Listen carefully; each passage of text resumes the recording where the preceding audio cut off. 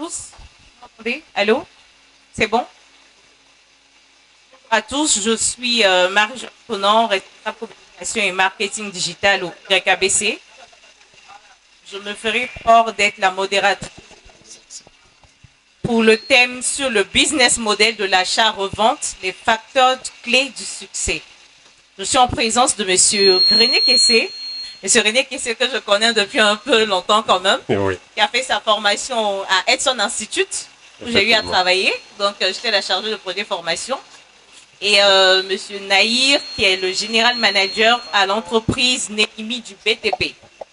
Donc, on va rentrer dans le... Allô? Notre thème joue le business model de l'achat-revente, les facteurs clés du succès. La première question que je vais poser à Monsieur René Kessé et à Monsieur Nahir, c'est de savoir qu'est-ce que c'est que l'achat-revente dans l'immobilier, de quoi il s'agit. Ok, merci bien. Soyez les bienvenus.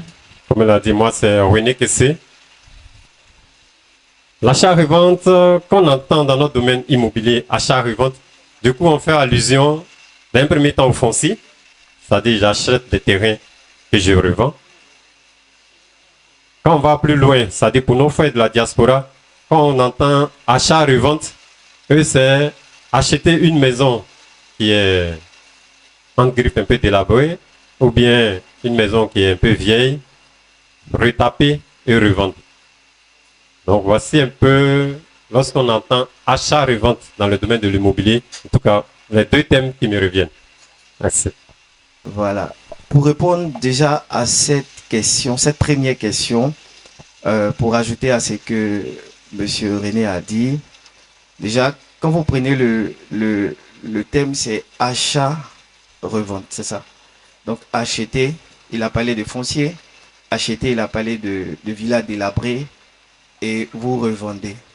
Mais l'élément que je vais ajouter, c'est la création de valeur. Parce qu'il ne suffit pas juste d'acheter un terrain et de le revendre. Il ne suffit pas juste d'acheter une maison, enfin délabrée et de la revendre. Il faut pouvoir créer la valeur. Donc, quand vous prenez une maison dans un état qui est très délabré, il faut apporter votre petite touche qui vous permet en fait de la revendre à un certain prix. Voilà. Donc, c'est un peu ça que je voulais rajouter.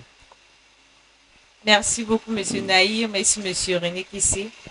La deuxième question que j'aimerais vous poser, c'est quels sont les principaux facteurs qui expliquent l'augmentation des pratiques d'achat-revente dans le marché immobilier actuel? Je peux dire l'un des facteurs, comme M. Naïl l'a dit, c'est de faire une plus-value. Donc d'abord, avoir de l'argent, faire simple. Augmenter ses revenus, augmenter son capital. L'un des facteurs aussi, c'est de se faire du foncier, c'est-à-dire une réserve foncière. Voilà. Moi, je peux acheter des terrains, 10 terrains, revendre une partie, peut-être vendre 8. Les 8 que je viens de vendre, ça me permet de rembourser entièrement, même avoir une plus-value sur les 10 terrains depuis le prix de l'achat. Et en même temps constituer une réserve foncière de 2 terrains. Donc l'un dans l'autre, c'est comme si je n'ai même pas dépensé pour avoir ces 2 terrains. Donc 1, c'est pour augmenter mes revenus. De 2, c'est pour faire du foncier. Mais pour un peu appuyer sur un aspect de ce que M. René a dit tout à l'heure, au lieu de laisser l'argent dormir à la banque, par exemple, en ce qui concerne les maisons, vous avez la possibilité de pouvoir, en une année, si vous êtes bien structuré, de pouvoir faire au moins 2 transactions d'achat et revente. C'est-à-dire chaque 6 mois, vous pouvez faire une bonne prospection, cibler une maison qui est très bien placée, et puis vous la prenez, vous l'achetez, vous la retapez dans un délai de 2-3 mois et vous la revendez. Voilà, donc ça vous permet, comme il a dit, les taux d'intérêt en banque ne sont pas élevés. Quand vous faites les DAT, non seulement ça, quand vous voulez aller emprunter, les taux de remboursement sont très élevés. Voilà, donc si vous avez une bonne trésorerie, au lieu de laisser à la banque, et ça ne vous rapporte pas grand chose, autant chercher à cibler ce modèle de business, acheter et revendre, en apportant de la valeur. Voilà. Merci infiniment, Monsieur Kessé et Monsieur Nahir. C'était la dernière question à mon niveau. On va laisser le public poser quelques questions. Je pense qu'on aura 10 minutes de questions-réponses. Si on a un micro au niveau de la régie pour le public, s'il vous plaît. On n'en a plus?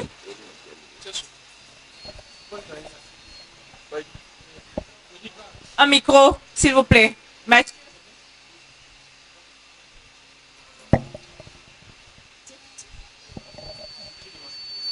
On a quelqu'un derrière qui a une question. D'accord, bonjour. Merci beaucoup pour les exposants de nous avoir édifiés ce matin. Moi, il y a deux questions. C'est concernant les réhabilitations et les ventes. Dans notre domaine de construction, les réhabilitations sont, surtout quand c'est à deux niveaux, les réhabilitations sont beaucoup chères. Donc, dans ce sens, comment faire pour bien évaluer une réhabilitation d'un bâtiment à niveau, c'est-à-dire soit un duplex, soit un immeuble?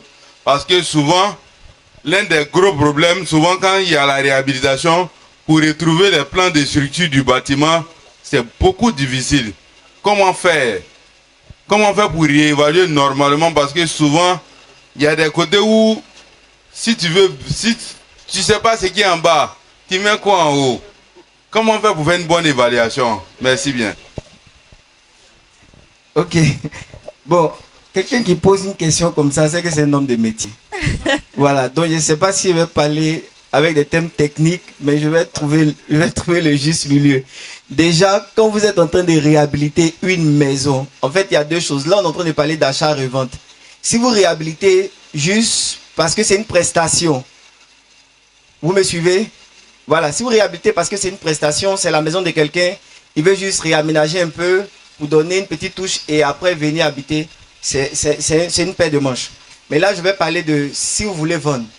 Déjà, si vous avez un bâtiment à étage, vous ne connaissez pas la structure. Vous ne savez pas comment ils ont fait les poteaux, la dalle. Idéalement, c'est de ne pas faire des modifications structurelles. C'est-à-dire des modifications où on doit casser une partie de la dalle, où on doit casser un peu un poteau. Non.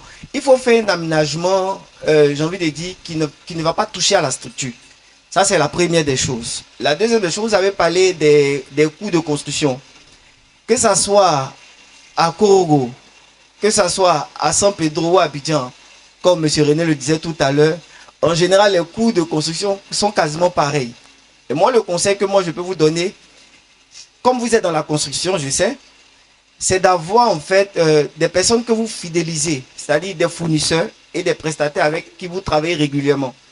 De sorte à ce que le fait que vous ayez, je vais dire, de bonnes commandes, c'est-à-dire un chiffre d'affaires important chez ces fournisseurs-là, vous pourriez avoir en fait des remises. Parce qu'en général, ce n'est pas la main-d'œuvre qui coûte cher. C'est les achats de matériel qui coûtent cher. Donc, cherchez à être fidèle à des fournisseurs. Si vous avez 2 ou 3 bons fournisseurs qui vous livrent du matériel de qualité, continuez à travailler avec eux de sorte à ce que, à cause de la fidélité, vous puissiez avoir de très bonnes remises en fait. Voilà. Donc, c'est ce que je peux dire. C'est bon? Non, attends. Non, okay. En fait, j'ai posé la question pas pour truc, mais c'est pour peut-être nos prochains clients. Parce que généralement, quand on fait les coûts de réhabilitation, les gens trouvent que c'est pratiquement le même prix que construire une nouvelle maison. C'est ça. C'est par rapport à ça que je dis, parce que je prends le cas où tu dois réhabiliter peut-être, il y a la porte qui n'est pas bien, où tu as retouché, il y a la maçonnerie qui a été faite. En réalité, pour bien faire la peinture, il faut reprendre toute la peinture. Donc, du coup, c'est comme si on attend de reprendre toute la peinture de la maison, mais quand il fait ce genre de facture pour donner à un client, il se plaint. C'est par rapport à ça qu'il a posé la question pour que, en tant que professionnel, les idées que tu vas donner, ça puisse nous profiter à tous. Okay. Voilà. Mais je veux rajouter un truc avant que M. René ne prenne la parole. Lorsqu'on a fini à l'apéro Business Club, lorsqu'on a fini, excusez-moi, vraiment, excusez-moi. Lorsqu'on a fini récemment à l'apéro Business Club, on était parmi les exposants. On a eu un couple qui nous a approchés. Ils sont même venus au bureau. Et ils ont dit quelque chose qui est intéressant. Je pense que ça va répondre à la question. Ils sont allés vers des architectes, vers plusieurs entrepreneurs. Mais ils ont, en fait, quand des personnes qui ne connaissent pas le métier viennent vers vous, qu'ils ont le sentiment que les devis sont mystérieux, ça peut justifier ce genre de réaction. Donc, quand ils sont arrivés chez moi, je leur ai dit, en général, nous, on peut vous présenter un devis mystérieux. On sait très bien le faire. Mais c'est bon qu'il y ait la clarté, en fait, dans l'approche. Nous, on fait ce qu'on appelle, un déboussé sec. On peut appeler ça aussi un budget. De sorte à ce que celui qui contracte avec vous, il connaît exactement les pots de peinture à acheter, la quantité des briques. S'il a son fournisseur, lui-même il peut aller acheter ses pots de peinture, il peut aller acheter ses briques et il envoie au chantier, vous faites les travaux en fait.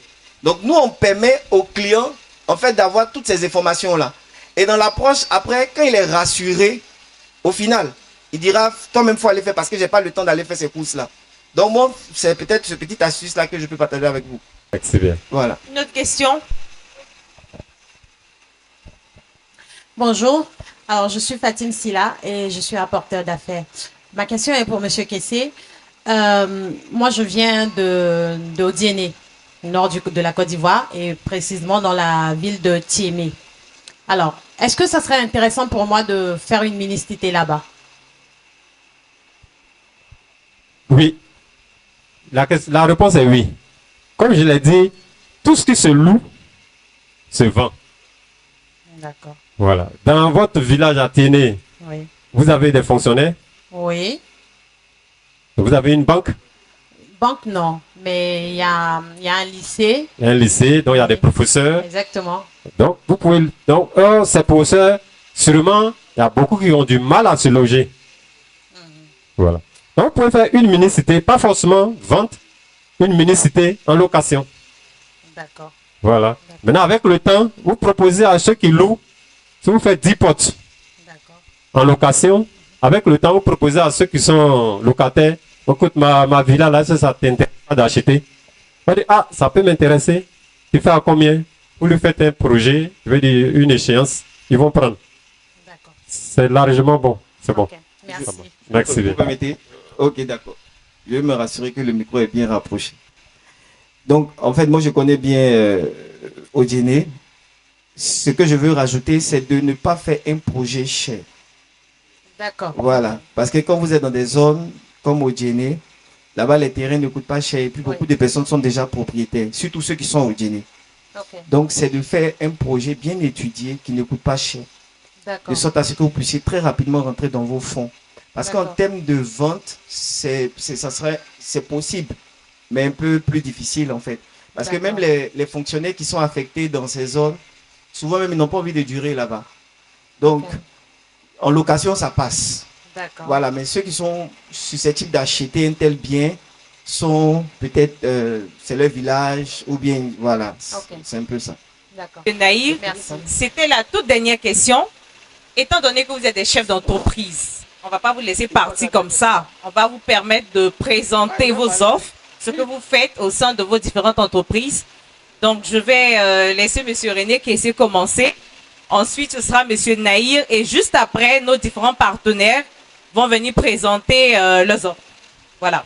Ok, merci bien. Moi, je suis René Kessé, comme je l'ai dit. J'évolue dans les mini-cités. C'est une niche dans laquelle je veux vraiment apprendre. Aujourd'hui, je suis à ma 11e mini-cité. J'accompagne aussi ceux qui veulent réaliser leur mini-cité. Donc, si parmi vous voulez réaliser une mini-cité, je suis là. Vous voulez construire votre immeuble, vous voulez construire votre villa, on vous accompagne dans l'étude jusqu'à l'obtention du permis de construire. Et on a une offre spéciale qu'on a lancée depuis 2 semaines. Une villa 3 pièces, 2 chambres salon à 17,5 millions et une villa 4 pièces, 3 chambres salon à 23 millions. C'est un projet qui est très bien étudié. J'ai envie de dire qu'il défie toute concurrence parce qu'on a pris le temps de bien analyser ce que les autres font et c'est exécuté dans un temps record de 3 à 4 mois. En tout cas, sur le concerné est liquide, en 3 à 4 mois, on vous livre ça. Merci encore une fois, Monsieur Naïr et Monsieur Kessé. On va vous laisser regagner vos sièges juste derrière, le temps que Monsieur Eric Kwaku vienne vous présenter les offres du YABC. Et c'est bon. Et juste après, on va manger un peu, réseauter un peu et descendre pour voir tous les stands qui sont en bas. Nous allons raccompagner les intervenants avec un tonnerre d'applaudissements, s'il vous plaît.